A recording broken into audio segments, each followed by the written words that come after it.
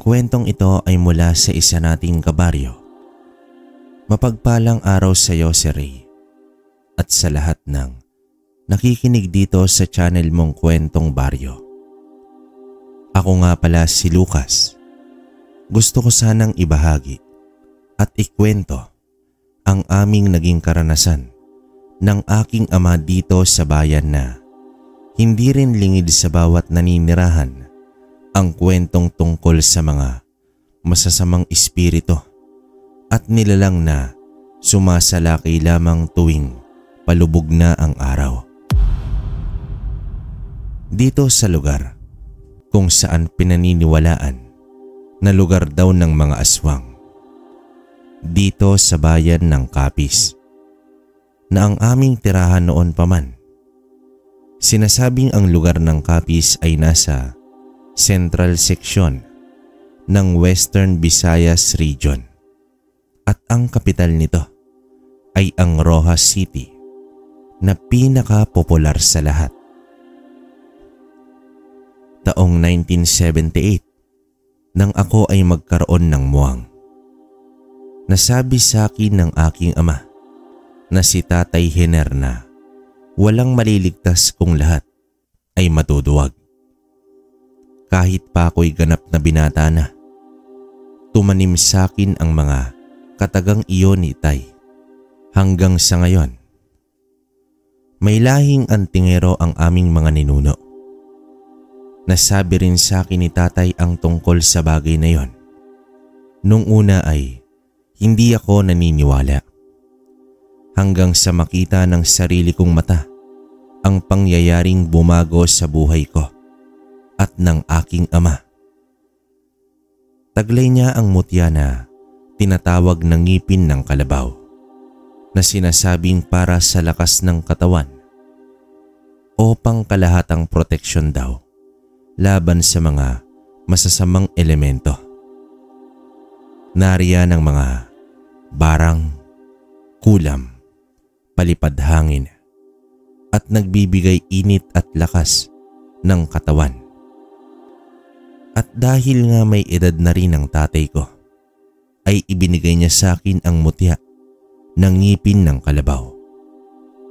Nang isuot ko ito at gawing kwintas ay may iba yung lakas akong naramdaman.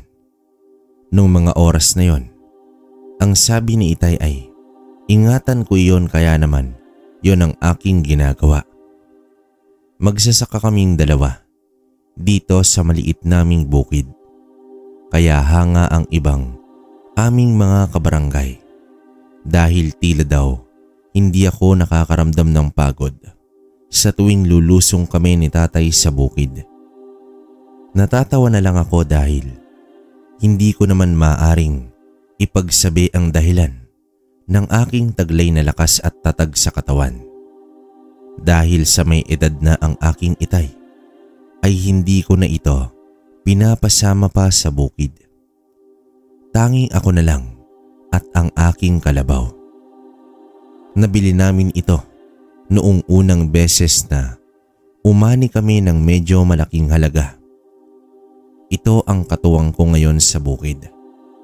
Ako na rin ang namimili ng iba't ibang pagkain dahil sa hindi na kaya ni Tatay ang malayo ang biyahe. At dahil nga ako ay 28 anyos na, ay kaya ko nang akuin lahat ng ginagawa ni Tatay. Tay, ano na naman ba yung ginagawa nyo? Di bang sabi ko, ako nang magsisibak ng kahoy? Kita nyo, nahilo na naman kayo ngayon. Mabuti na lang nandito si Agnes. Wika ko sa aking ama. Kaya ko naman, anak. Pasensya ka na. Gusto kitang tulungan para hindi ka na gaanong mahirapan. Tsaka tinutulungan naman ako ni Agnes. Sagot sa akin ng aking ama. Nung pag-uwi ko galing bukid, akala ko ay pinagod na naman niya ang kanyang sarili dahil naabutan ko siyang nagpapaypay. Ako na kasi ang gumagawa ng lahat sa bahay. at sa bukid dahil masyado nang pagod ang katawan niya noong araw. Kaya ayoko nang paguri niya ang kanyang sarili. Palagi ko naman itong pinapaalalahanan na mag-iingat tuwing magbubukid ako. Naghanda na ako ng hapunan namin ni tatay. Inabutan ko rin pala ng ilang saging at tinapay si Agnes para magpasalamat dahil sa ginawa niyang pag-alalay kay tatay. Kahit naman ganoon, ay mabait naman ang mga kapitbahay namin dito. Minsan nga lang ay tahimik sa lugar namin. Tay, bukas bababa ako sa bayan para tumingin ng ilang buto ng gulay. Nang sa ganun ay may pagkaabalahan kayo dito sa bahay. Aayusin ko rin ang mga lupa bukas ng hapon pag uwi ko galing sa bukid. Aararuhin ko yung lupa dyan sa likod bahay natin. Sambit ko sa aking ama. Ganun ba? Ay ikaw ang bahala, anak. Pero kahit pahawak mo ang mutya, ay huwag mong abusuhin ang sarili mo. Ingatan mo rin yan, anak. Sambit ng aking ama. Oo naman, itay. Basta, ako na ang bahala. Huwag na muna kayong bumuwat ng mga mabibigat. Ako na ang gagawa nun. Tugon ko sa kanya. At dahil natapos na kami ni itay na maghapunan ay inayos ko naman ang kalabaw namin na nakasuga sa likod ng bahay. Nilagyan ko muna ito ng ilang damo upang magutom man ay hindi na iiyak pa. Pagpasok ko naman sa loob ng aming bahay ay tila balisa naman ang aking ama. Tinanong ko pa ito kung ano ang problema. Pero ang sabi niya ay wala daw ba akong nakita sa labas kanina. Para daw kasing nakita niya ang kalabaw namin na tumatakbo. Kaya ang sabi ko naman sa aking tatay ay imposible dahil binigyan ko pa ito ng mga damo. Kaya nga kinuha ko ang maliit na sulo upang silipin itong muli. At nakita ko nga na nakaupo na ito habang ngumunguya ng damo. Matiim na nakatitig sa akin si tatay dahil ang sabi ko ay naroroon pa ang kalabaw. Kung naroroon daw ang kalabaw, ay ano at sino daw ang nakita niyang tumatakbo sa gawing bintana kanina. Lumabas ako ng bahay, ngunit wala naman sa paligid na kakaiba akong nakita. Naisip ko pa na baka namamalikmata lang ang aking tatay kaya niyaya ko na itong magpahinga. Pero paghiga ko sa aking katre ay may kaluskos at tila ba kakaibang tunog mula sa labas. Kaya naman muli akong bumangon upang aking tingnan kung ano yon at saan ito nagmumula. Tinanaw ko pa ang silid ni tatay pero tingin ko naman ay hindi niya narinig ang kaluskos at tunog na iyon kaya kinuha ko na ang mahabang pamalo na aking daladala araw-araw sa bukid. Gaya ng bilin sa akin ni tatay, hawak ko sa kabila ang sulo at pamalo naman sa kabila. Paglabas ko ay nakakita ako ng isang bulto sa dilim. Nagtaka naman ako, kabaryo, at napaisip ako dahil bakit naroroon ang aming kalabaw gayong isinuga ko iyon at binigyan ng damo. Lalapitan ko sana, ngunit tila kakaiba ang hatid niyang aura. At isa pa, narinig ko ang aming kalabaw na nagwilig ng ulo. Kaya naman napahinto ako sa gitna ng aking paglapit sa inaakala kong aming alagang hayop. Pinagmasdan ko ito mula sa aking kinatatayuan. At yun nga ang aking napansin. Mas malaki siya kay Bitoy, pangalan ng aming kalabaw. Lumalapit din ito sa akin, kaya umatras ako at itinutok ko ang hawak kong sulo. At doon ko nakita ang buo niyang anyo. Hindi siya si Bitoy at hindi rin siya isang hayop, kundi isang tila malaking oso na may mapupulang mata. Hindi siya oso, kundi maihahalin tulad ko siya dahil ganun siya kalaki. Hinawakan ko ng maigpit ang aking pamalo at itinusok ko sa lupa ang sulong hawak ko upang sumugod ito. Mapigil ito at matamaan ko kahit papaano. Ang sabi ko pa sa aking sarili kung anong klaseng hayop ito. Pero sumagi rin agad na malamang ay isa itong uri ng aswang. Dahil kami pala ay nasa Capiz kung saan pinaniniwalaan na lugar ng mga aswang. Kahit na malaki ang katawan nito ay nagulat ako sa taglay niyang gilas kumilos. Nadadala niya ang kanyang katawan kahit pa malaki siya sa kalabaw. Ang bilis niya kung nasunggaban, kaya naman nabuwal ako dahil sa gulat. Mabuti na lang at naiharang ko ang hawak kong pamalo sa bibig nito. Kung hindi ay makakagat niya ang aking balikat. Nagpambuno kami sa damuhan, kaya naman nasipa ko ang tiyan nito. Napalayo ang malaking nilalang sa akin kaya agad akong tumayo upang ihanda ang aking sarili sa muli nitong pagsugod. Dito isang ingay ang narinig ko mula sa aking likuran. Nagising pala ang tatay dahil na rin siguro sa ingay ng nilalang na aking kaharap.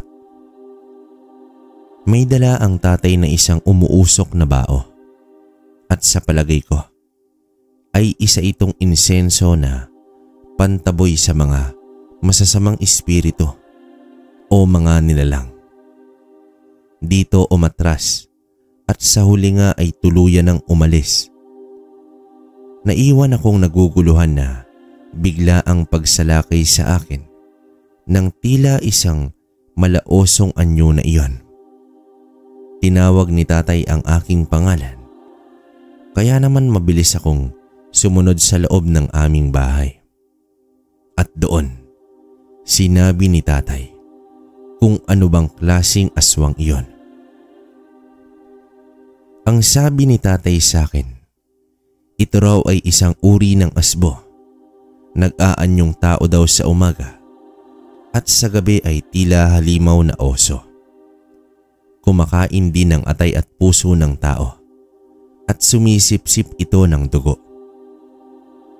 Para sa ibang nakakarinig ng mga bagay na iyon, ay talagang matatakot ka para sa kaligtasan ng iyong buhay.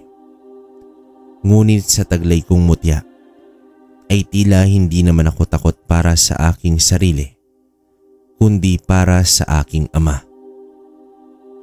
Kinabukasan ay nagtungo na ako ng bayan upang bumili ng iba't ibang klase ng buto para may pagkaabalahan si tatay, kahit pa nasa bahay lamang ito. Hindi na kasi niya kakayanin ang matinding init sa gitna ng bukid. Kaya ako na lang ang gumagawa ng pagsasaka. Usap-usapan sa bayan ang isang tila daw kalabaw na nanggulo kagabi kaya napahinto ako at nakinig sa mga nagkwekwentuhan.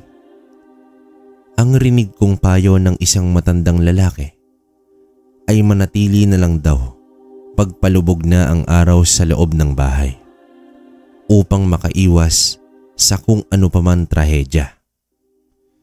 Pagkatapos ko sa bilihan ng mga binhi ay naghanap ako sa may palengke ng mga bilihin para sa bahay namin ni tatay. Walang bawang o kalamansi kahit sa ang tindahan, kaya halos ang gamit namin sa pampalasa ay bagoong na lang palagi. San ka man mapadako ay puro walang bawang at kahit bulok na kalamansi ay wala doon. Kahit pa buto nito para itanim ay puro wala o di kaya naman ay ubos na. Nagulat pa ako dahil may tumapik sa aking balikat. Sa pagtingin ko ay walang iba kundi itong si Agnes. Nakangiti pa nga ito sa akin kaya naman tinanguan ko na lamang para hindi naman ito maiya. May bitbit din ito sa isang kamay niya na mukhang namili din ng araw na iyon. Naghahanap nga rin daw siya ng kalamansi ngunit wala. Nandito ka rin pala, Lucas. Akala ko nasa inyo ka. Ay kanina may nakita akong kausap ng tatay mo, lalaki. Sambit sa akin ni Agnes. Ano? Ay maaga akong umalis ng bahay. Para nga hindi ako initan sa bukid mamaya. Eto nga pauwi na ako. Nga pala, tingin mo, sino kaya yung lalaking kausap ni tatay? Natahimik naman si Agnes dahil marahil nagulat ito na hindi pala ako ang kasama ng tatay sa aming bahay. Kahit kulang pa ang kailangan ko, ay mabilis akong umuwi sa amin. Baka kung napaano na ang aking ama. Hindi ko naman hinahamak ang katandaan ni tatay pero baka hindi na nito kaya pa ang makipaglaban. Lalo na at may mga aswang mula sa paligid namin. Hindi na rin tuloy ako nakapagpaalam ng maayos kay Agnes. Tsaka ko na lang siya kakausapin sa susunod na magkita kaming uli. Malayo pa lang ako kabaryo ay tinatawag ko na ang pangalan ng tatay para makasigurado na ligtas ito at walang masamang nangyari. Nakahinga naman ako ng maluwag nang lumabas ito ng bahay. At kasunod nito, ang isang lalaki na halos ay kaedad ko lang din. Si Rico pala, ang pinsan ko kay nanay. Akala ko kung sino na. Kinabahan ako doon sa sinabi ni Agnes. Nakangiti sa akin si tatay, maging si Rico dahil sa tagal na naming hindi nakapagkita. Lumipat kasi ang mga ito noong araw sa Davao. Kaya ngayon ko na lang ulit nakita ang pinsan ko na parang tunay ko na rin na kapatid. Nagyakapan kami na parang wala nang bukas kaya napatawa pa itong si tatay. Lahi na namin ang pagiging magagandang lalaki kung hindi nyo naman napapansin. Pero totoo yon. Hindi naman sa pagmamayabang pero sasabihin ko na rin. Tinulungan ako nito na dalhin ang ibang supot na aking daladala. Nasabi ko rin kay tatay na walang kalamansi at bawang sa bayan. Napailing na lang siya ngunit nagtaka si Rico kung bakit daw. Yun naman ang hindi ko kayang sagutin dahil maging ako ay nagtataka rin kung bakit walang ganon sa aming baryo. Tinanong ko rin ang mga bagay na yon kay Itay pero tipid na sagot lamang ang sinasabi niya sa akin. Ang sabi pa ni Rico ay kung nalaman lang daw niya na wala palang mga ganon dito ay sana nakapagdala siya kahit konti lamang. Naisip ko agad na iyon ang tanging pangontra sa mga aswang. Kaya siguro walang ganon dito sa aming lugar. Alam kong nasa isip mo anak, kahit wala tayo ditong kalamansi at bawang. Basta't malakas ang pananalig natin sa Diyos, ay makakaya ang lahat. At isa pa, Hawak mo ang mutya. Kaya alam kong kaya mo yan. Nandito rin si Rico. May kaalaman din siya hinggil sa mga ganong usapin. Sige na, at nang makakain na tayo ng agahan. Para hindi ka na rin naman initan sa bukid. Ay sige ho, itay. Bali ako na lang munang magtutungo sa bukid. Nandito naman si Rico para may kasama kayo. Salamat, pinsan. Naisip mong samahan kami dito ni tatay. Wika ko noon sa pinsan ko. Ngumiti sa akin itong si Rico. Sa katunayan ay malaking tulong talaga na nandito siya. Para kung aalis ako patungo sa aming bukid ay may kasama na ang aking tatay. Hindi na ako gaanong mag-aalala sa kanya. Ang sabi pa ni tatay ay mahusay din daw itong makipaglabang pinsan ko. Kaya naman panatag ako na iiwan ko silang dalawa. Dala ko ang gamit sa bukid at kinuha ko itong si Bitoy, yung kalabaw namin. Isinakay ko dito ang pala, bomba sa kariton. Nadala ni Bitoy at nagpaalam na rin ako sa dalawa. Kilala ko rin halos ang aming mga kababayan dito kaya nagtaka ako sa isang lalaki na aking nakasalubong patungo sa bukid. Matangkad ito at medyo payat. Malalim ang mga mata at hindi ito pamilyar sa akin. Masasalubong ko na ang tatay ni Agnes. Kaya naman pinigil ko muna sa paglalakad itong si Bitoy upang kausapin itong si Manong Erning. Nagtanong ako kung kilala ba niya ang lalaking nauna sa kanya ng konting dipa. Umiling ang matanda at maging siya ay nagtaka dahil galing daw ito sa sukalan. Hindi na lang daw niya tinawag at iba rin ang kutob ng matanda dito. Muli ko pang nilingon ang lalaki. Pero nakahinto rin ito at tumingin din sa amin ni Manong Erning. Nagkipit balikat pa nga ito at nagpaalam ng tutuloy pa uwi. Hindi ko na nga namalayan na nasa bukid na pala ako. Kundi lang huminto ang aking kalabaw ay hindi pa ako makababalik sa realidad. Laman iyon ang isip ko buong tanghali. Nagtataka ako kung dayo ba yon o baka naligaw lang sa aming baryo. Pero ang nasabi ko sa aking sarili na dapat ay mag-ingat ang lahat. Sobrang init ng panahon kaya naman nagtataka na ang ilang mga nakakakita sa akin sa gitnang bukid kung bakit tila daw hindi ako tinatablan ng init at pagod. Ang sagot ko naman sa mga iyon ay hindi naman mahirap. At bata pa ako kaya kaya ko ang pagod at init sa araw. Biro ko sa mga naroroon kaya natawa na lang din sila. Umahon ako at uminom ng tubig. Saglit lang naupo at nagpasya na din na umuwi na. Katirikan nga ng araw yon, kaya ginaya ko na din ang iba. Ang sabi ko'y bukas naman dahil sobrang init talaga. Akala daw nila ay bato ang katawan ko. Nasasaktan din daw pala ako sa tama ng sikat ng araw. Sabi ko naman ay oo naman. Tao lang din ako. Sabay tawanan sila. Ang hindi nila alam ay nakikisakay lang ako para hindi sila magtaka sa aking mga kilos. Pauwi na ako. Nakita ko naman si Agnes na may dalang isang bilao. Nagtitinda kasi ito ng mga kakanin sa aming lugar.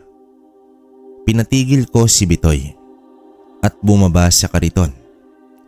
Nabanggit ko yung lalaking nakita nga niya. Ang sabi ko'y pinsan ko yon, Kaya medyo naiya pa dahil siguro napag-isipan niya ng pangit ito. Kaya sinabi ko na ayos lang yun dahil nagmamalasakit siya sa aking ama. Bumili rin pala ako ng tinda niya para sa tatay at kay Rico na din. Naalala kong bigla yung lalaking nakita ko sa bukid kaya sinabihan ko na rin siya na mag-iingat lalo na kung gabi. Oo naman daw ang sagot niya. Saka ako nagpaalam dahil aayusin ko pa ang tataniman ni tatay ng gulay. Pagdating ko sa amin, naabutan ko sila Rico sa likod bahay at nagdadamo. Marahil ay aayusin na rin ni Rico yung tatamnan ni tatay.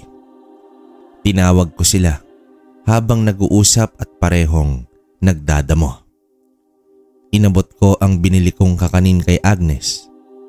Kaya natuwa si Rico dahil mahilig daw siya sa mga ganoong minatamis.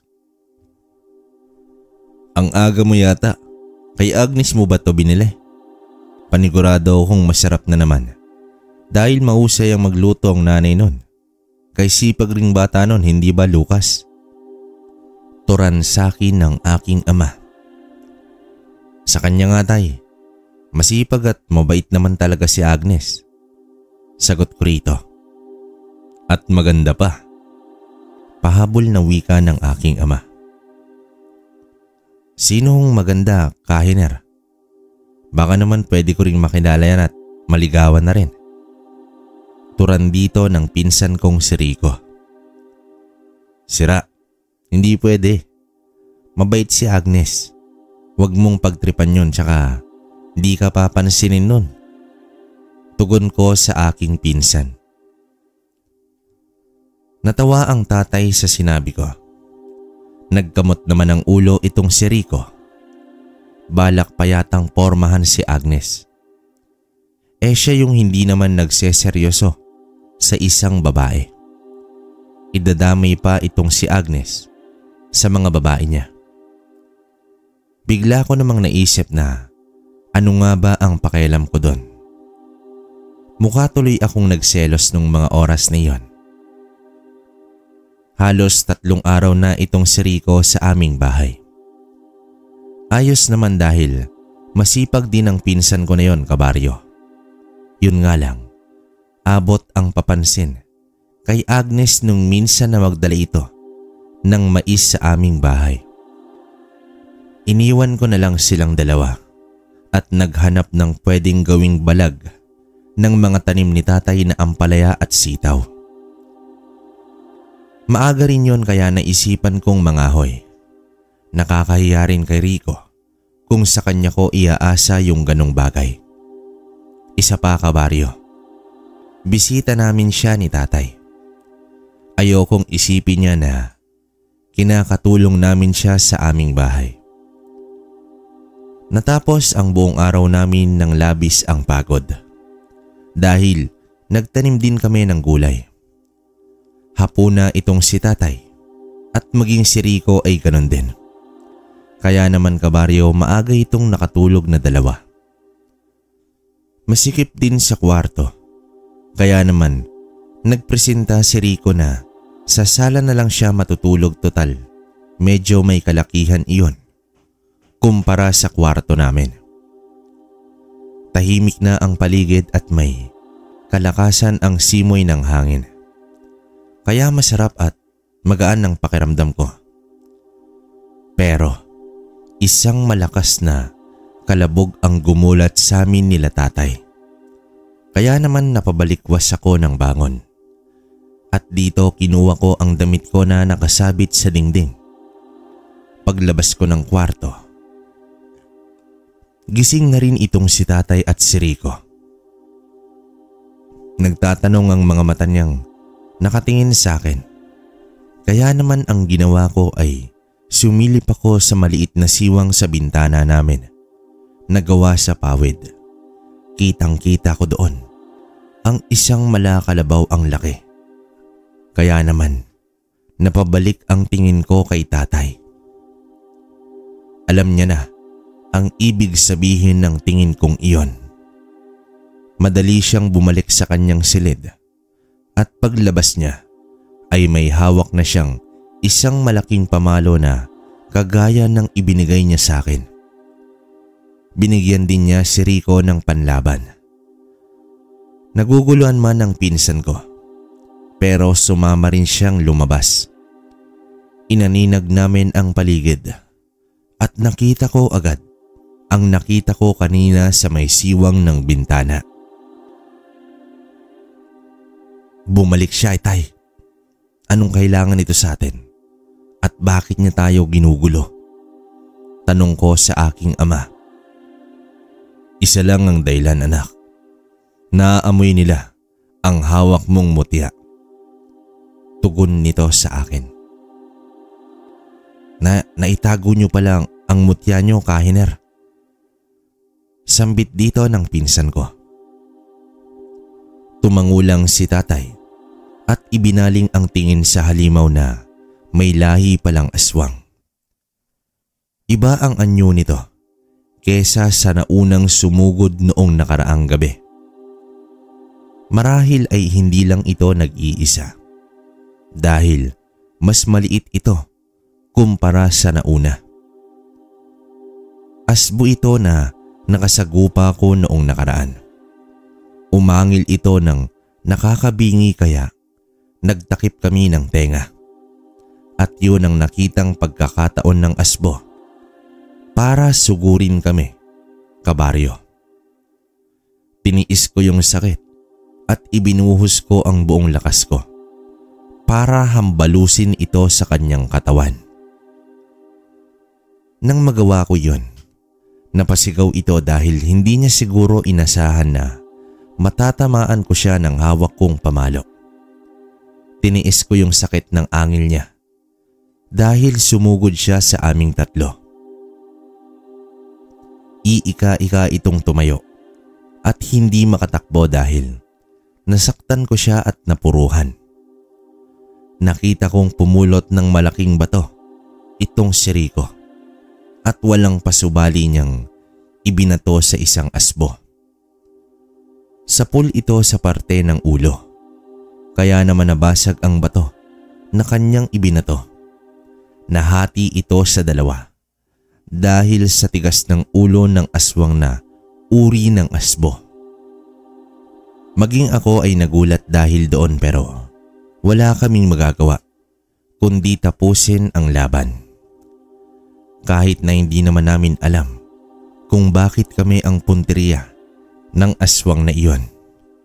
Muling nakatayo at sumugod ito.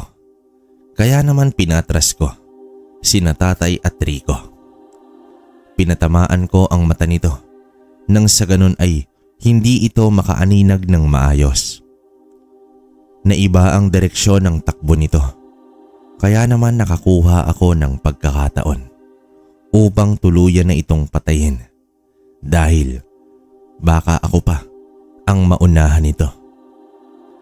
Ibinato sa akin ni tatay ang hawak niyang mahabang patalim.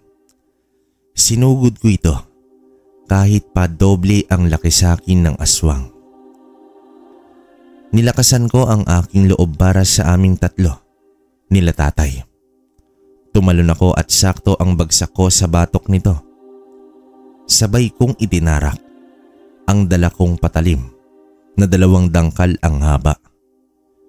Umikot-ikot kami dahil pilit nitong inaabot ang isinaksak ko sa kanya. Humawak akong maigi sa tenga niya hanggang sa mabuwal kami at nawalan ito ng buhay. Walang kibo si Rico habang titig na titig sa asbo na wala ng buhay at nakahandusay ito sa lupa. Dilat ang mata, kaya nakakatakot talaga kung titingnan mo ito. Dahil parang buhay pa rin kahit na bagsak na ito at hindi na humihinga pa. Walang ibig magsalita kay tatay at Rico.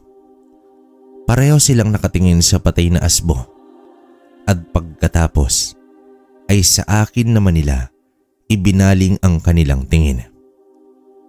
Umiling lang ako upang iparating na ayos na at patay na ito ng tuluyan. Naunang tumalikod si tatay at nilingon pa iyon na Rico. Kaya naman mabilis din siyang sumugod dito. Kumuha ko ng mga dayami at inilagay sa patay na katawan ng asbo. Sinabuyan ko ito ng gaas para mapabilis ang pag-aapoy. Sinunog ko ang katawan nito. Nakatunghay ako habang nauupos ang katawan nito at nilalamon ng apoy. Pagpasok ko sa loob ng aming bahay ay nakaupo ang dalawa na tila kanina pa ako hinihintay. Tumuloy ako sa banggerahan upang kumuha ng tubig at inumin iyon. Matapos ay bumalik ako sa harapan ng dalawa. Napabuntong hininga naman itong si Rico habang ang tatay ay tahimik pa rin, kaya ako na ang nagsalita. Sa palagay ko, marami pang mga uri nila. Hindi ito ang unang sumalakay sa atin noong nakaraang gabi. Iba to kesa sa nauna. Mas maliit ito kumpara sa isa. Kaya naman nakakasiguro ko na babalik ang mga aswang na yan. Tugon ko. Alam ko anak, kaya dapat magdoble ingat tayo ngayon. Siguradong alam na nila na may buhay pa sa lahi nating mga antingero. Alam kong gabay natin ang Diyos sa laban na ito. Hindi ba Rico? Turan ng aking ama. Napatango na lang din si Rico kahit nabakas sa mukha niya ang gulat. Siguro ay ngayon lang din siya nakakita ng ganoong uri ng aswang, lalo na at dito sa Capiz. Naisip ko na agad na mas dadalas na ang pagsugod ng mga asbo sa amin dahil napatay ko ang isa. Takot man ako sa una, pero kailangan kong maging matapang para sa amin ni tatay. Sa uli ay nagdesisyon kaming matulog na rin para makapagpahinga na dahil sa buong maghapon na trabaho at sumabay pa nga ang aswang na iyon. Basta paghiga ko sa katre ay agad na rin akong hinila ng antok. Nagising na lang ako kabaryo. Umaga na pala. Ingay lang ng boses ni Rico ang narinig ko, kaya ako dumilat. Isang boses ng babae rin ang narinig ko na pamilyar na kahit hindi ko man nakikita ang mukha nito. Alam kong si Agnes na nga iyon. Kaya naman lumbas na ako dahil sumagi yung huling sinabi ni Rico na gusto niya daw makilala itong si Agnes ng lubusan. Paglabas ko ng kwarto ay agad akong naghilamos at naglinis ng aking ngipin. Dinig ko ang tawanan nila, kaya naman mas lalo kong minadali ang paglilinis ng aking muka. Lumabas ako ng bahay kabaryo at doon ko nakita na may dala palang sariwa ng gatas itong si Agnes para daw kay tatay. Nang makita ko nito ay tumayo si Agnes at nagyuko ito ng ulo. Ang tingin ko pa nga ay nahihiya ito sa akin. Kaya naman nilapitan ko siya at inakbayan kahit na hindi ko naman dating ginagawa ang ganung bagay. Nakita ko si tatay na nasamid pa sa ginawa ko kay Agnes. Nagpaalam si Rico sa amin na ikukuha lang daw ng mainit na kape itong si Agnes. Pati daw ako, kaya sinundan ko pa ito ng tingin. Ang tatay naman ay tumayo, kaya pasimple kong inalis ang braso ko sa balikat nito. O tay, saan naman kayo pupunta? Iiwan niyo si Agnes din eh. Ay ubusin niyo muna yung kape niyo bago kayo umalis at magpunta sa taniman. Nasa likod lang naman ng bahay natin yan ah. Wika ko sa aking ama. Tapos na ako magkape. Kayo na muna dyan ni Agnes at maggagambol pa ako doon habang maaga pa at wala pang araw. Ano? Maiwan ko na kayo ha? O Agnes, sige na. Tugon sa akin ng aking ama. Lumayo naman ako kay Agnes dahil parang nahihiya ito sa akin. Lumabas si Rico na may dalang-dalawang tasa ng kape. Kaya kahit ayaw ni Agnes ay wala na itong nagawa. Kumindat pa sa akin ang loko. Nang iwan kami ni Rico ay naging tahimik ito kaya hindi na rin ako nagsalita. Lumagpas ang ilang minuto at ako na ang bumasag sa aming katahimikan. Nagtanong ako kung walang kakaibang nilalang na nakakakita sa gawi nila. Ang sabi nito ay wala naman daw. Maliban lang daw sa palagiang kaluskos at ingay sa paligid. Ang sabi pa ni Agnes ay hindi lang sila ang nakakarinig noon. Maging lahat ng nasa kabilang bayan daw ay ganun din halos. Nagpaalam na si Agnes sa akin at pinuntahan din niya ang tatay sa likod. Tinanaw ko pa siya hanggang sa mawala ito sa aking paningin. Natatawa si tatay at Rico nang magpunta ako sa kanila upang tulungan silang magbungkal ng ibang lupa para taniman ng ibang gulay. Mabilis naman naming natapos ang pagdadamo. Nakapagtanim din kami ng ilang buto. Sinubukan ko pang maghanap ng bawang upang kahit papaano ay meron dito. Pero wala talaga sa buong bayan namin. Kinahapunan ay medyo malakas na ang simoy ng hangin. Kasalukuyan naman akong nagluluto ng aming hapunan nang may mapansin akong isang malaking itim na aso. Lumabas ako mula sa aming kakalanan dahil sa gawing bahay namin ito nakatunghay. Tinawag ko pa si Rico para ituro ang asong halos kasing laki na rin ng isang bulugang kambing. Hindi rin makapaniwala si Rico dahil ngayon lang din daw siya nakakita ng ganoong kalaking aso.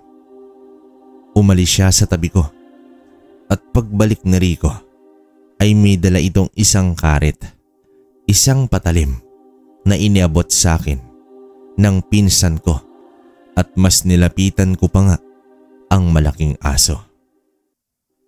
Nakatitig lang ito sa akin at hindi ito nagbababa ng tingin.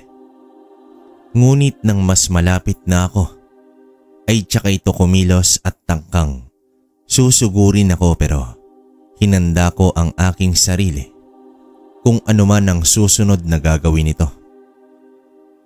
Dala ko ang karit na inabot ni Rico. At tama nga ako. Hinintay lang nito na makalapit ako ng bahagya. Tsaka ito sumugod. Tumayo ako sa gitna at sinalubong ko ang kanyang paglapit. Mas malakas ito sa naunang asbo. Kaya naman napatras ako nang salpukin ako nito. Nailagan ko ang pagkagat niya sa akin kaya nahiwa ko ang unang paa nito. May bakas ng sugat na tanda ng napuruhan ko siya. Kaya naman habang lumalakas ang hangin ay mas lalong umiigting na sumugod ito sa akin. Dumating na si Rico at may dalang pamalo. Ang sabi ko dito ay magbalik na sa bahay nang may kasama ang tatay dahil kaya ko na ito. Umatras pabalik si Rico dahil bumaling ang tingin ng aso dito. Kahit pa may sugat ito ay mabilis pa rin na kumilos para umatake. Sa kanan ko ay karet. Sa kaliwang kamay ko naman ay ang pamalo. Kaya hindi ako natakot sa aswang na ito. Dahil may kasamang pananalig ang pagharap ko sa nilalang na iyon. Malakas itong tumalon sa ere at sinundan ko ito ng tingin. Nasa taas pa lang ito ay itinaas ko na ang karit para maabot ko ang isang paa niyang muli. Napasigaw ito dahil nasugatan ko siyang muli at hindi ko na hinintay pa na makalapag ito sa lupa. Pagdampi ng karit ko sa paa niya, hinampas ko naman ng pamalo ang katawan nito. Bumagsak ito, kabaryo, at agad ko siyang nilapitan. Tsaka ko ito patuloy na sinipa. Pagbalik ng lakas nito, kahit pa may sugat na siya at walang nagbago sa bilis at kilos nito, kaya binitawan ko ang pamalo at hinintay ko ito. Paglukso nito sa akin ay sinuntok ko ng ubod lakas, kaya naman bumiling ang mukha niya at nakita ko pang tumalsik ang tila pangil nito. Hinabol ko ito sabay gamit ng karit at pinunteriya ko ang bandang kalamnan. Tsaka ko buong lakas kinarit ang kanyang katawan na nagsanhi ng pagkahiwa nito. Patay ang aswang dahil bahagyang nahati ang katawan nito. Medyo hiningal pa nga ako dahil maligsi at malakas din ito. Halos mag-aalas 6 na, kaya iniwan ko ang patay na asbo sa di kalayuan. Kumuha ko ng goma at sinindihan iyon. Pantaboy na rin at pangontra sa mga kasama nitong aswang ang amoy ng sunog na goma. Kahit nasa paligid lang sila, ay hindi nito magagawang makalapit dahil ayaw nga nila ng amoy na iyon. Tinatanaw pa ni tatay ang mga goma na umuusok.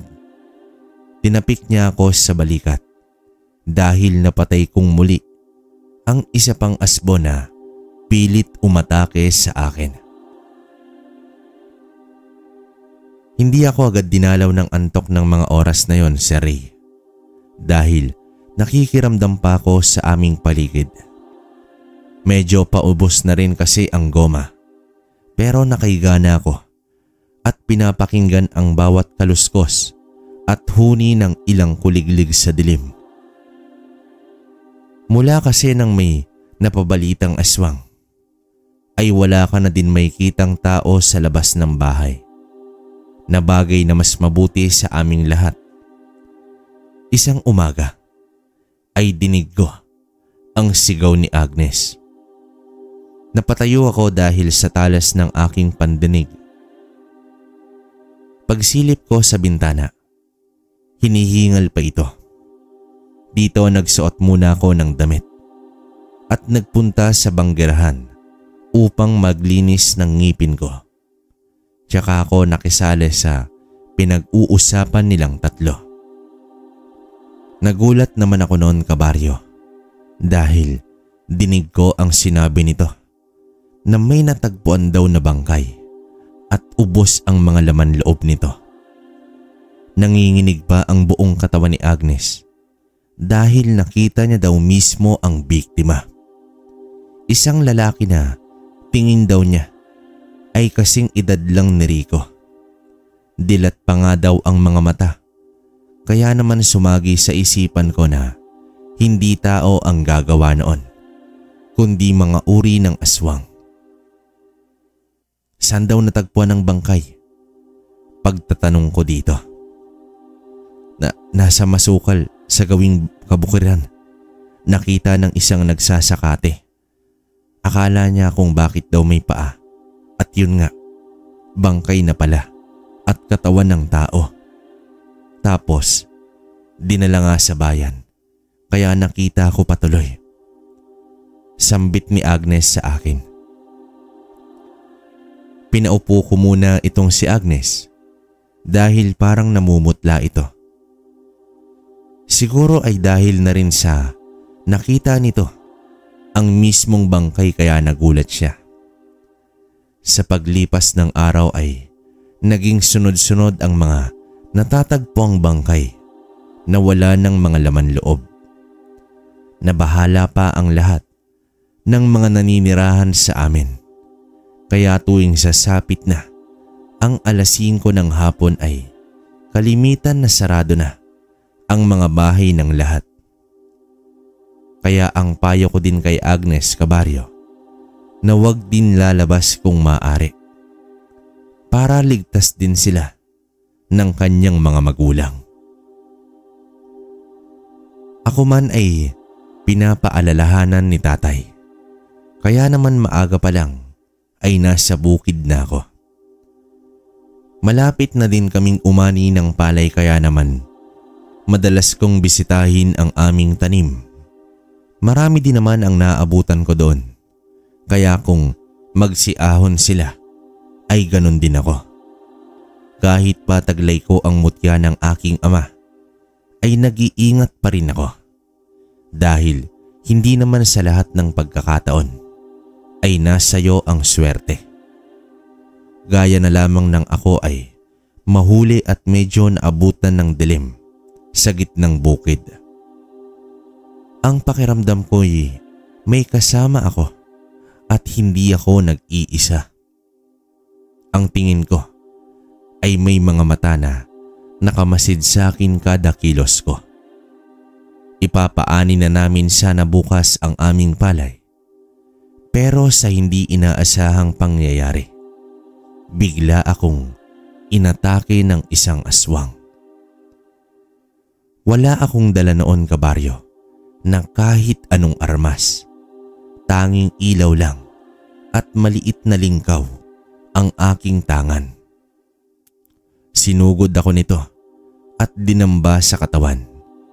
Pero naiharang ko ang aking kaliwang braso. Kaya ito ang bahagyang nasugatan niya. Nasuntok ko naman siya sa isang parte ng kanyang mata kaya ang tingin ko ay nasaktan din ito sa aking nagawa. Pero ramdam ko ang kirot ng kanyang pagkakasugat sa aking braso. Saglit kong tiningnan ang sugat at kita kong nagdurugo ito. Binalingan ko naman ng tingin ang aswang, ngunit wala na ito sa kanyang pwesto. Kaya naman ang ginawa ko ay pinulot ko ang ilaw kong dala at sinakyan ko si Bitoy upang makauwi na din kami. Nagulat pa nga si Tatay at Rico. Naduguan ang braso ko. Kaya nagpakulo ito agad ng mainit na tubig at sinamahan niya ng ilang dahon ng bayabas. Para daw malanggas at malinis ang sugat ko. Naupo ako habang hinihintay na kumulo ang ginagawa ni Rico. Dito kinausap naman ako ni Tatay kung ano ba ang nangyari at yun na nga, kabaryo. Nasabi ko nga na inatake ako ng isang aswang. Bigla na lang din kasing nawala kaya hindi ko nakita kung malaki ba o maliit iyon. Matapos pakuluan ni Rico, ang ilang dahon ay pinalamig muna ito ng bahagya. At nang sa tingin ko ay kaya ko naman ang init ay ibinuhos iyon sa aking braso. Napapikit pa nga ako dahil medyo makirot ang sugat ko. Idagdag mo pa na medyo may kainitan ang panglanggas na ginawa sa akin. Guminhawa ang braso ko matapos ko itong mahugasan. Dito nilagyan ni Tatay ng malinis na damit para idampi at mabilis din itong matuyo raw. Kabaryo, 3 araw mula nang salakayin ako ng isang aswang. Mabilis din na naghilom iyon dahil na rin sa pagpapaalala ni Tatay sa akin. Kaya kahit sugurin kami muli ng mga asbo, ay makakaya ko na ulit silang harapin. Dahil alam ko na kaya ko sila. Naghanda ako ng ibang mga gamit upang panglaban sa mga asbo. Kahit na walang bawang at kalamansi dito sa aming lugar, ay ayos lang. Makakaya naman sila ng iba pang pangontra At isa pa, kasama namin ang panalangin na tanging sagot sa lahat ng masasamang elemento at nilalang. Mula nang atakihin ako ng aswang sa gitnang bukid ay mas pinaaga namin ang pag-ani ng aming palay. Isinabay na din namin ito sa kasagsagan ng anihan para hindi na kami maiwan. Kaya pinagkaabalahan muna namin ay ang munti naming pananim sa likod bahay. Hindi pa rin umuwi itong si Rico sa lugar nila dahil ang sabi niya ay sasamahan niya muna kami hanggang sa matapos ang mga aswang na sumalakay. Ilang gabi rin na tahimik ang lugar namin dito sa Capiz. Kaya naman medyo napanatag ang mga tao. Pero yun nga, naroroon pa rin ang takot nila na baka bigla na lang magsulputan ang mga asbo kung kailan hindi namin inaasahang lahat. Iminungkahi ko din na gumawa sila ng mga pangontra gaya ng pagsunog ng goma sa mga bahayan nila. Magsabit ng karit sa gawing bintana o pinto para mas lalong hindi makalapit ang asbo. Mahirap na. Malakas sila kaya dapat ay mag-ingat ang lahat. Malalim ang gabi, kabaryo. Sabay ng lakas ng buhos ng ulan. Nabahala ako na baka sumabay pa ang mga asbo sa pagsugod. Sobrang lakas ng ulan at ang hangin ay tila bumubulong na may paparating na isang gulo. Lumabas ako ng kwarto at hindi lang pala ako ang nakaramdam ng ganoon. Gayon din itong si Tatay at Rico. Kaya naman lumapit sa bintana itong tatay ko at inayos ang isinabit niyang karit doon. Kahit pa walang bawang at kalamansi, ay marami rin naman na pwedeng gawing sandata o panlaban sa mga aswang. Kakaibang pakiramdam sa akin ang lumukob ng mga oras na iyon. Kaya naman, kabaryo, inihanda ko ang aking sarili dahil alam kong may hindi magandang mangyayari ngayong gabi na kalakasan pa ng ulan. Naghintay kami ng ingay o kahit anumang palatandaan na may aswang sa paligid, pero lumipas ang mahabang sandali ay wala namang naganap. Nagkatinginan pa kaming tatlo dahil na rin siguro sa lakas ng ulan kaya hindi rin sumalakay ang mga aswang. Hanggang sa tumungtong na ang oras ng 10:00 ng gabi. Nanatiling tahimik ang paligid, kabaryo. Kaya ang ginawa namin ay bumalik na sa pagtulog dahil mukhang wala namang aswang sa paligid ng oras na iyon. Nasa kalagitnaan na ako ng aking pagtulog. Isang malakas na tunog ang bumagsak sa aming bubong. Kaya muntik nang mahulog ang puso ko sa sobrang gulat at pagkabigla. Agad-agad akong tumayo at lumabas. Hawak pa ni Rico ang dibdib niya at pupungas-pungas pa dahil sa biglaang ingay. Akala namin ay mabubutas ang bubong namin dahil sa lakas ng kalabog nito. Tumila na din ang ulan noong mga oras na yon, kaya lumabas ako ng aming bahay. Hawak ko ang isang sulo dahil nga kakatapos lang umulan ay madilim ang buong kalangitan. Natatakpan ng madilim na ulap ang liwanag ng buwan. Inilawan ko ang bubong para alamin kung ano ang bumagsak dito. Pero dahil nga medyo mataas ito, ay hindi ko gaanong kita, ngunit may naaninag akong isang bulto doon. "Itay, wag na kayong lumabas. May kung ano sa bubong natin," wika ko sa aking ama. "Mag-iingat ka, anak." gesturan nito sa akin. Dito kabaryo, napaatras ako ng tuluyan itong bumaba at nakita ko na isang aswang na naman na asbo pala. Kaya naman pala halos mabutas na ang bubong namin. Kasing laki ng kalabaw ko yung nahulog at sa bubong pa talaga namin ang lawak ng paligid. Meron itong matutulis na ngipin at tila nag-aapoy ang mga mata dahil sa kulay pula at dilaw nitong taglay. At hindi lang ito basta nag-iisa. Dalawa ito. Nasa baba ang isa at nakakubli lang sa dilim. Tumingin doon si Rico at hinarangan niya itong si tatay. Pumasok sila at ilang saglit ay lumabas itong si Rico na may hawak na mahabang patalim.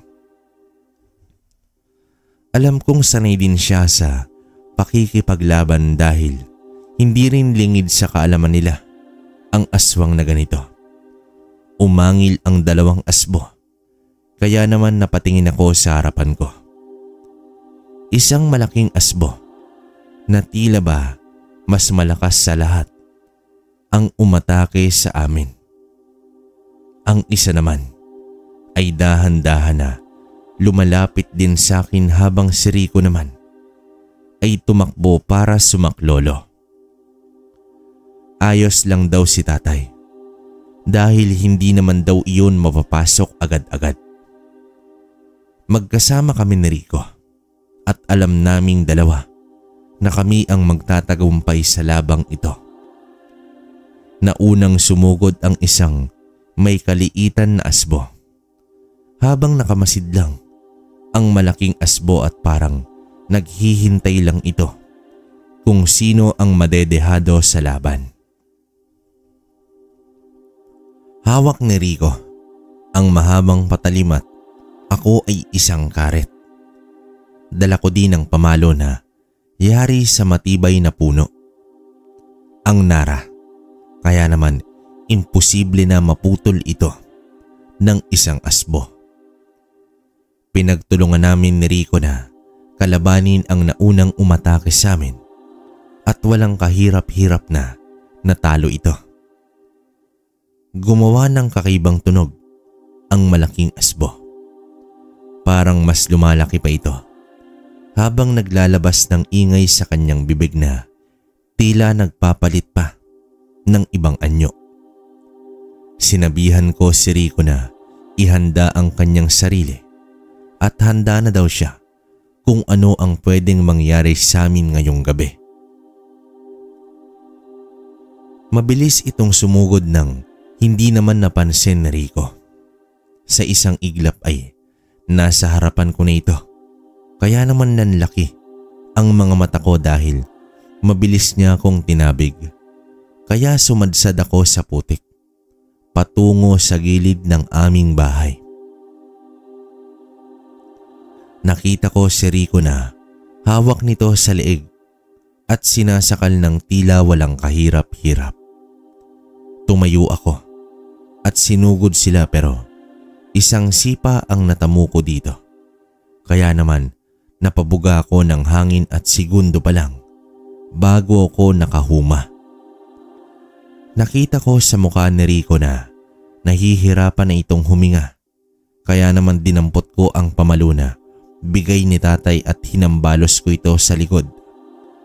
Kaya naman bahagyang napaliyad ang asbo at nabitawan niya itong si Rico. Mabilis kong dinaluhan ang aking pinsan na nahirapan bago nakahinga ng maayos. Masyadong mahigpit ang pagkakasakal ng asbo dito dahil nagsanhi iyon ng galos sa palibot ng leeg ni Rico. Tinapik ako ni Rico para iparating na maayos na ito. At huwag akong mag-alala. Inalalayan ko siyang makatayo at parang ayos nga lang siya. Masyado lang daw nabigla dahil hindi namin inaasahan ang biglang pagsugod ng asbo. Sa di kalayuan ay may isa pang nagpakita kaya kinondisyon ko na ang aking sarili. At ganun din itong si Rico. Ang bulong niya pa sa akin, kabaryo, ay kaya niya, kaya wag ko daw siyang alalahanin. Nasa malayo pa lang ito ay patakbong sumusugod na ang aswang. Kaya naman inako na ni Rico ito para ako na ang humarap sa malaking asbo.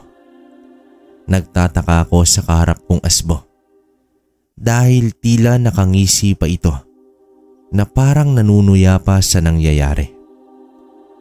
Dito, kabaryo, nagdasal ako ng taimtim at humingi ako ng gabay sa Diyos Ama upang matapos naming magpinsan ang labang ito.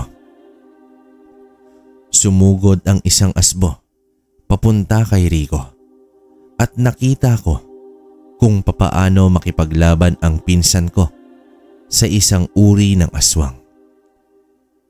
Magilas itong gumalaw, kaya alam ko na makakaya niya ang kanyang kaharap. Ibinaling ko naman ang pansin sa aking kalaban at handa na rin ako sa pag-atake nito. Hawak ko ang matigas na pamalo at sa aking bewang ay may nakatago na maliit na punyal para kung maalinlangan man ay may panlaban ako kung sakali. Tumutulo ang laway nito na tila gutom na gutom. Nasabi ko na lang sa sarili ko na kakayanin ko ito. Dinamba ko nito kaya naduwal kami pareho sa maputik na lupa na sanhi ng malakas na ulan. Habang lumalalim ang gabi ay mas lalo kong niligsihan para abutan kami ng sikat ng araw. Sumapit ang 2:00 ng hating gabi ay nananatili pa rin na malakas ang aming katunggali. Si Rico ay maingat na gumagalaw para hindi siya masugatan ng isang asbo. At ako naman ay pinipilit na patagalin ang laban para abutan ito ng sikat ng araw. Inikutan ako nito at walang pasubali na tumakbo patungo sa akin kaya mahigpit kong hinawakan ang pamalo at hinanda ko ang aking sarili. Dahil malakas ang asbo at siguradong mayayari ako nito. Nakita kong nakahandusay na ang kalaban ni Rico. At dahil nawala ang tingin ko sa aking kalaban, ay nagulat na lang ako nang tumalsik ako sa isang puno. Tumama ang likod ko sa katawan ng punong kahoy at mabuti na lang dahil nasa aking katawan ang mutya ng ngipin ng kalabaw. Kaya bahagyang nakaramdam lang ako ng konting sakit. Pero dama ng buong katawan ko ang labis na pagkirot. Tumayo ako at tinitigan ang asbo.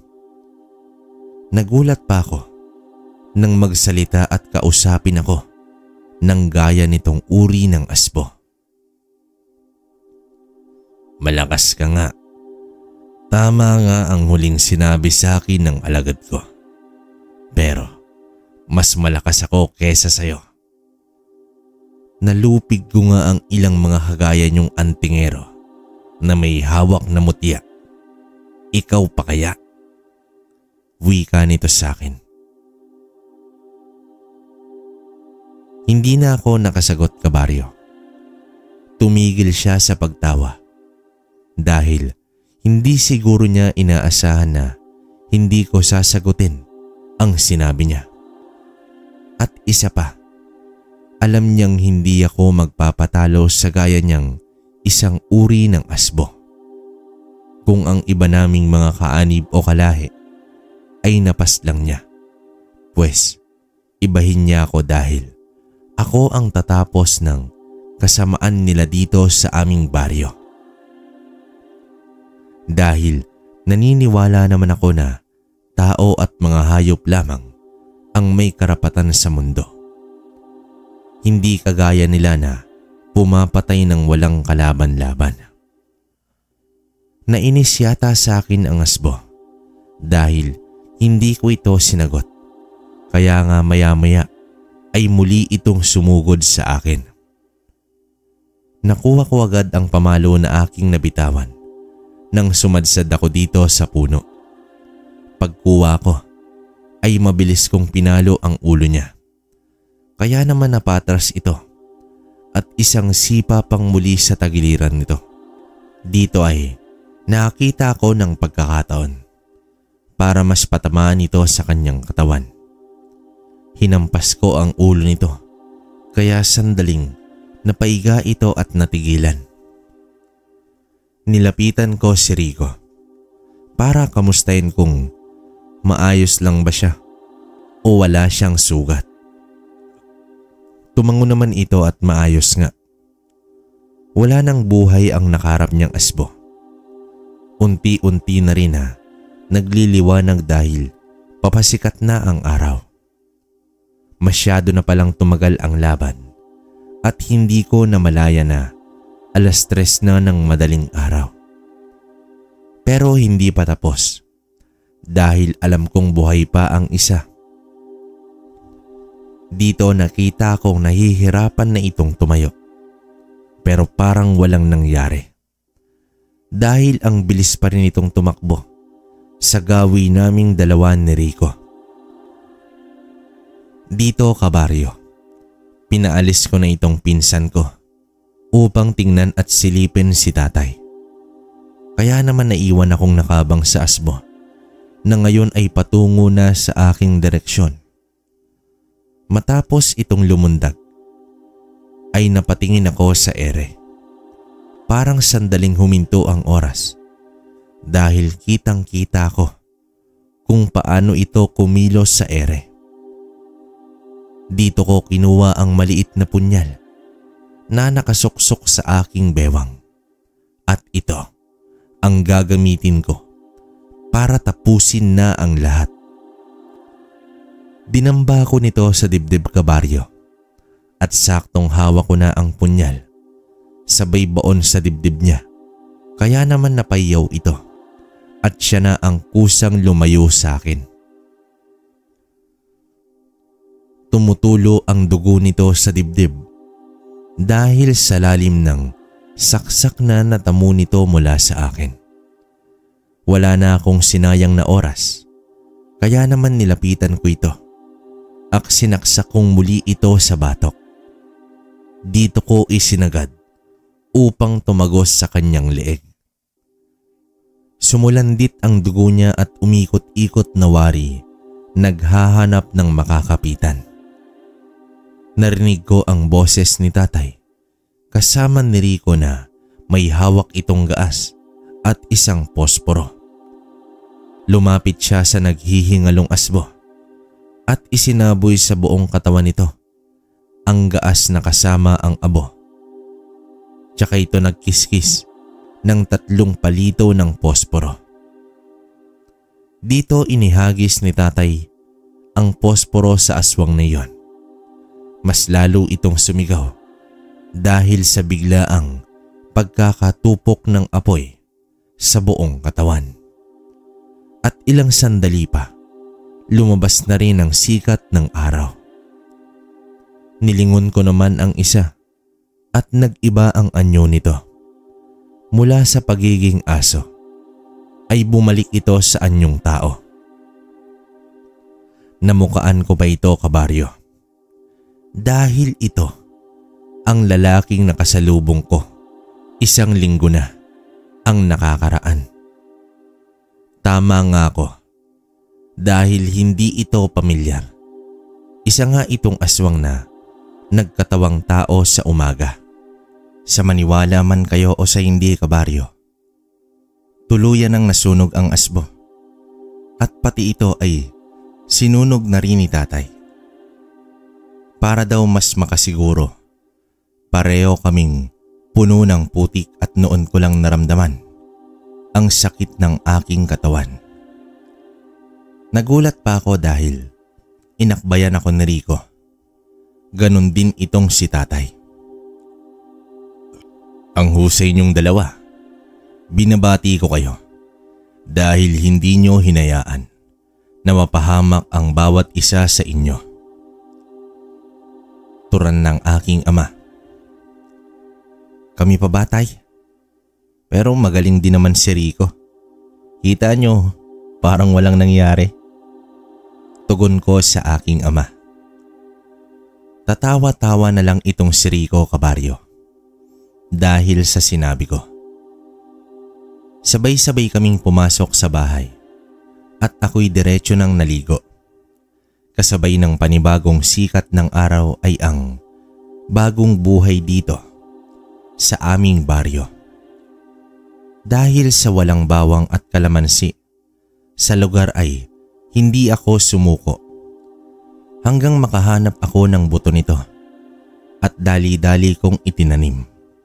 At dali-dali ko nga itong itinanim upang kami ang unang magkaroon ng mga gulay na wala dito sa aming bayan.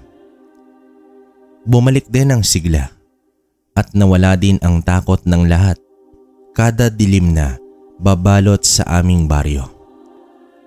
Pero walang nakakaalam na kami ang pumatay sa mga aswang na bumibiktima sa mga walang malay na tao dito sa aming lugar. Si Rico ay bumalik din sa kanila, kabaryo. Nagdesisyon kaming wag nang ipaalam ang nangyari dito sa aming lugar sa mga magulang niya. Naging tahimik kami ni tatay. Bukod sa pagsasaka ay nagbabagsak na rin kami ng gulay sa palengke. Minsan kung may sobra ay ipinapamigay na lang namin sa iba na taga rito din. Ang sabi pa noon ni tatay, kabaryo, na wag man lamang sa kapwa. Kung may kakayahan kang tumulong, tumulong ka at wag mong isusumbat pagdating ng panahon. Dahil naniniwala daw siya na ang lahat ng pagtulong ay may kapalit na mas magandang biyaya. Kahit ordinaryong tao ka lang, kung mabuti ang hangad mo sa iba, ay katutuwaan ka ng may kapal. Bibigyan ka ng biyaya na siksik, liglig at umaapaw pa. Kahit gaano man kalakas at kadami ang masasamang loob, kung mas matibay ang pananalig mo sa taas, ay ikaw ang mananalo dahil walang mas lalakas pa sa pananampalataya at pagdarasal ng taimtim na bukal sa iyong puso. Palaging yon ang sinasabi sa akin ng tatay ko, kabaryo.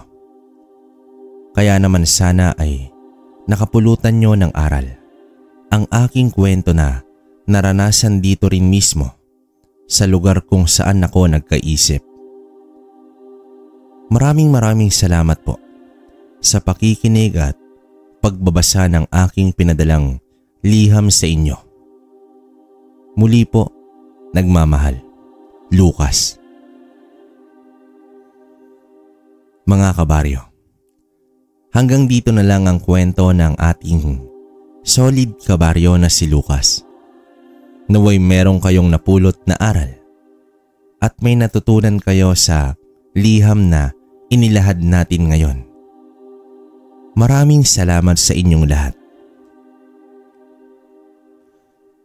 Okay, so yun mga kabaryo, kamusta muna ang lahat at isang istorya na naman ang nakakatakot pero in the end nakita nyo naman kung paano nagtagumpay ang kabutihan. No? Napakaganda ng aral na ibinigay sa atin ng kwentong ito ngayong araw. Diba? Para rin kay Lucas, no, na yun, itago na lang natin siya sa pangalang Lucas. Yun yung binigay niya pero hindi niya naman talaga totoong pangalan. Tapos yung lugar is, yun nga, hindi niya na sinabi yung eksaktong address kasi sa ngayon kasi ay tahimik pa rin naman ang buhay nila ron. Meron daw na mangilan-ngilan base sa usapan naming dalawa. Pero normal na raw, kabaryo eh. Sabi niya sa akin, kung mag-ausapan na namin to. Sorry, sabi niya, kabaryo, hanggang ngayon kasi meron pa rin dito kahit na moderno na yung panahon natin. Meron pa rin daw pero hindi na raw gaanong ka-brutal no na talagang lantaran kung umatake. Kumbaga wala kumbaga parang inalimbawa niya sa ikaw purong Pinoy tas kasama mo puti. Parang ganun na hinayaan na lang nila basta walang nanggugulo. Pero yun nga, lagi pa rin daw silang handa. Pero yung airpot niya, si Tatay Hiner, wala na. Kumaga na mayapa na to. Matagal na panahon na. Matanda na rin to si Lucas. Yung kausap natin. Medyo may edad-edad na to. Kasi ilang dekada na nakakalipas nung kwento niya to. So, yun. Sa ngayon, ang inihintay niya na lang kung hanggang saan na lang daw siya. At yun nga, masaya siya na mabasa yung istorya niya, no? Mapakinggan niya yung pinadala niya. Kagaya rin ng dati to. Ito yung mga naipit na story. Pero kita niyo naman ang gaganda, di ba? Yun nga, paano ko ba sabihin? Tama naman yung sinabi niya na yung aral sa dulo na kung itulong mo na lang, di ba? Kumbaga wag mo na isumbat. Yun nga, parang yun yung naging niya kasi nga walang kalamansi at bawang noong panahon nila. So, hindi rin daw niya alam kung parang sinisira ba ng mga aswang o asbo. May ganun siyang teorya, no? Kasi wala naman siyang nakausap eh. Meron daw siyang mga naging kaibigan na antingero pero more on medallion daw, no? Sa Mutya, meron siyang anak ngayon na may pamilya na rin. Pero yun nga, hindi niya naman pinasa doon sa mismong anak niya. Bali nagkaroon na to ng apo. Yun ang tinitingnan niya kung okay. Kung hindi raw, wala namang magagawa. Hanggang dito na lang daw yung henerasyon ng Mutyang hawak niya, no? Kasi kung ayaw naman daw ng apo, edi wala siyang magagawa. Ayaw niya ring iparanas yung ganung uri ng pamumuhay kasi nga sobrang takot niya raw nung panahon na yon. Grabe. Alam mo yung kahit alam mo sa sarili mo na may karga ka sa katawan, sabi niya. Sabi niya, minsan kabaryo nung panahon na yon. Eto, nag-flashback daw sa kanya nung sinusulat niya.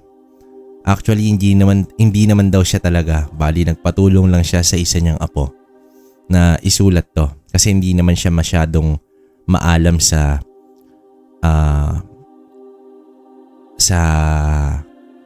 anong tawag dito, gadgets, no? Okay lang daw siya, Facebook, YouTube yon. Pero siyang nakapakinig sa atin. Bali, ginaid siya nung apo niya. Tapos yun nga, hanggang sa nagkausap kami sa email, yun, siya na yun. Kasi marunong naman siyang mag-send mag-type, mag-send, yun lang. So yun, yun nga sabi niya, nung panahon niya raw talagang nakakatakot daw talaga. As in, kahit alam mong antingero ka o may ka sa katawan, pag alam mong aswang yung nasa harapan mo, talagang hindi pwedeng meron kang takot na mararamdaman. Yun nga sabi niya nga rin, yung mga napakinggan niya raw na istorya dito sa channel natin, talagang kakaiba. Kasi hindi lang naman to raw yung experience niya, meron pang iba kaya lang masyado nang hahaba. Kumaga pumili lang siya ng medyo maikli-ikling kwento. Yun. Yung may time daw nagabunan, tas may shinare niya experience niya na may naging kaibigan siyang duwende at engkanto. Yan. Ano raw yun? Duwending puti. Tapos yung engkanto raw, tama raw yung hindi niya lang daw ma-distinguish kung anong engkanto to. Kasi base raw sa mga kwento natin, dalakit nun o tumawo. Pero yung kanya raw may mukha ng tao na alam mo yung mahaba yung tenga, kabaryo. May ganon. Hinigilabutan nga ako eh. pag binabalikan ko yung usapan namin, yun. Talagang grabe yun, sabi niya. Pero naging kaibigan niya naman yun, naging mabuti raw sa kanya. Kasi isa rin daw sa tumulong yung mga ganong elemento nung sa part na nila ng pagtatanim ng palay. Yan, talagang naging masagana yung buhay nila. Kasi parang ang gusto lang nung mga elemento, dalan sila lagi ng pagkain nito ni Lucas. So yun namang ginagawa niya. Prutas, inaalaya niya. Tas wala namang pangako basta masaganang buhay, tutulong daw. So yun yung parang nangyari na naging give and take sila. Tapos tinulungan siya na gumanda yung ani, yung lumago yung mga tinatanim nilang mga buto-buto lang daw noon. Ngayon, malaki na raw yon. Ang nagmamanage niya yung anak niya yon. So yun. Yung channel daw natin doon is sikat na sikat, no? Sabi niya, kaya niya rin daw napakinggan sa mga tindahan, no? Yun. So, shout out daw sa lahat ng mga nakikinig sa buong lugar ng Capiz, no? Magbago na raw kayo, sabi ni Lucas. Yun ang sabi niya. So, yun. Ngayon nakikinig siya, masaya yun na mapakinggan tong storya niya. Sana magkomento kayo mga kabaryo. Gusto niya rin daw na mabasa yung mga comment nyo about sa kwento niya, no? Kasi hindi naman daw ganun kagrabe, pero yun nga, inano niya yung aral na talagang sa panahon daw kasi natin ngayon marami ng medyo nalilihis ng landas, no? Gusto niya sana maging okay pa rin, no? Yun. Yun lang, wala na akong masabi kabaryo. Bali yung shoutout ko, next upload na lang siguro. Tingnan natin, marami-rami to kasi naiipon nga, no? So hintayin nyo lang, comment lang kayo sa baba ng kung ano yung ano nyo sa kwento natin ngayong araw. Yun nga pala, nagpalit na rin tayo ng pangalan, no? Inalis ko na nga yung 2.0 natin. Mga kwento na ni Kabaryo yung pinalit ko para hindi kayo malito. So ayun, upload din tayo ron Kabaryo. Hintayin nyo lang. Sa ngayon hanggang dito na lang muna. Maraming salamat sa inyo. Hanggang sa susunod na kwento.